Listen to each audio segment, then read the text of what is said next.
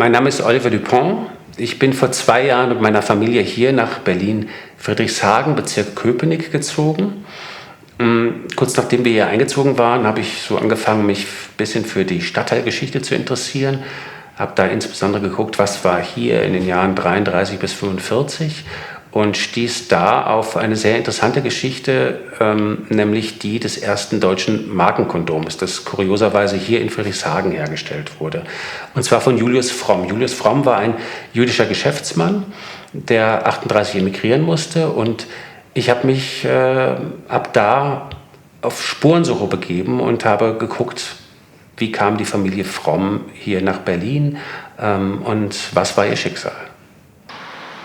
Hier in der Friedrichshagener Straße 3839 ließ Julius Fromm 1929/30 von den Architekten Korn und Weizmann ein hochmodernes Fabrikgebäude errichten. In dieser Fabrik stellte Fromms Act 50 Millionen Kondome jährlich her. Heute erinnert ein Stolperstein an Julius Fromm und seinen letzten Arbeitsplatz. Ich stehe hier in der Mulackstraße Nummer 9, Bezirk Berlin-Mitte. Die damals 6-köpfige Familie zog hierher. Vermutlich lebten sie in einem einzigen Zimmer. Sie waren jüdischen Glaubens und sind damals aus diesem Städtel Konin hierher gezogen. Wie viele sogenannte Ostjuden, für die war Deutschland und insbesondere Berlin ein sogenannter Sehnsuchtsort, in dem man erhoffte, ein besseres Leben führen zu können. Hier lebten nicht nur die sogenannten Ostjuden, sondern es gab auch sehr viel Kleinstkriminelle, organisierte Kriminalität, Prostitution. Hier in der Mulackstraße gab es die sogenannte Mulack-Ritze, ein berüchtigtes Nachtlokal, in dem auch bekannte Persönlichkeiten ein- und ausgingen, Gustav Gründgens, Marlene Dietrich etc. Ich lese einen kurzen Text des Schriftstellers Adolf Sommerfeld, der in seinem Kriminalroman Ghetto von Berlin dieses Scheunenviertel folgendermaßen beschrieb. Der berüchtigte Stadtteil ist zwar verschwunden, aber in der Nachbarschaft des Bülowplatzes, in den früheren sogenannten besseren Straßen, hat sich ein anderes Scheunenviertel entwickelt, mit denselben verbrecherischen Gesindel und einer ganz neuen Erscheinung in Groß-Berlin, dem Ghetto der aus Russland, Polen und Galizien eingewanderten Ostjuden.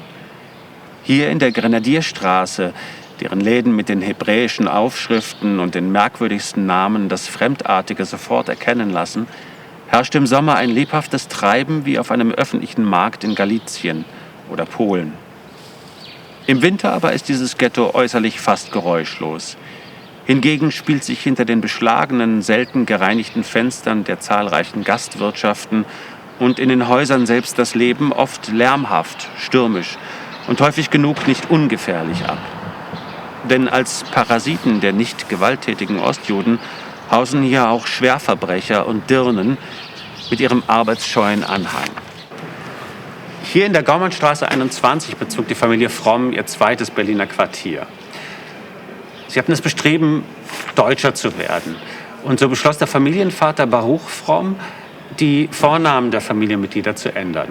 Sein Name wurde zu Bernhard, der seiner Frau. Sarah Rivka wurde zu Regina, die Tochter Esther wurde zu Elsa. Slaman wurde zu Salomon und Israel Fromm wurde zu Julius Fromm. Kurze Zeit später starb allerdings Bernhard Fromm und Salomon und Julius, die beiden ältesten Söhne, sahen sich plötzlich als die Ernährer der Familie dort stehen. Hier im Bötzow-Viertel, Prenzlauer Berg, Berlin, in der ehemaligen Lepener Straße 23, heute Käthe-Niederkirchner Straße 23, hier zog die Familie Fromm so um das Jahr 1912 hin. Hier begann auch die erste fabrikmäßige Produktion des Fromms Act Markenkondoms.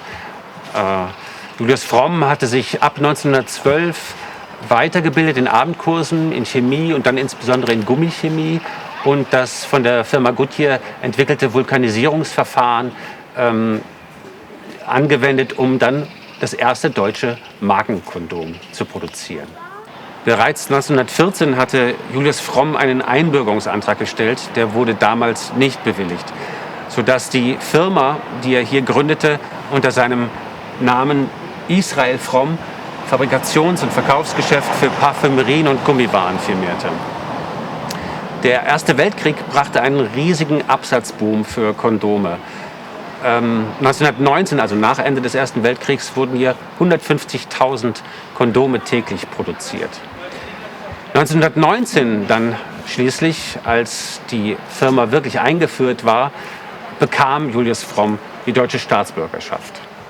Und die Nazis versuchten gleich zu Beginn ihrer Macht, 1933 also, ihn wieder auszubürgern. Das gelang nicht. Er versuchte dagegen anzugehen, rechtfertigte das unter anderem mit diesem Schreiben an die Behörden. So konnte ich durch meine deutsche Artung und meinen deutschen Fleiß sauber und ehrlich einer der größten Steuerzahler meines Wohnbezirkes Zehlendorf-Schlachtensee werden. Das ist meine deutsche Lebensarbeit. Im Jahre 1938 wurde Julius Fromm gezwungen, seine Betriebe zu verkaufen an das Deutsche Reich damals. Das Ganze ging vonstatten in einem ziemlich kuriosen Tauschgeschäft.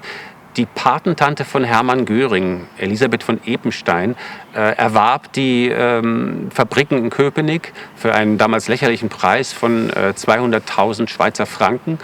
Hermann Göring bekam im Gegenzug 2 mittelalterliche Burgen von ihr geschenkt und überschrieben. Julius Fromm floh im Oktober 1938 mit seiner Familie über Paris nach London. Am 12. Mai 1945, 4 Tage nach der deutschen Kapitulation, starb er dort. Er hatte ursprünglich noch versucht, eine neue Kondomfabrik dort aufzubauen. Das durfte er allerdings nicht. Von der britischen Regierung wurde ihm das verwehrt, da England mit Deutschland im Krieg lag. Was mich wirklich freut, ist, dass wir durch die jetzige Bewohnerin der ehemaligen Villa Fromm in Nikolassee einen Kontakt zu Raymond Fromm herstellen konnten. Das ist ein Enkel von Julius Fromm, der Sohn von Edgar. Und das ist eine ganz tolle Sache. Wir hoffen, im nächsten Jahr vor Ort mal an Julius Fromm erinnern zu können.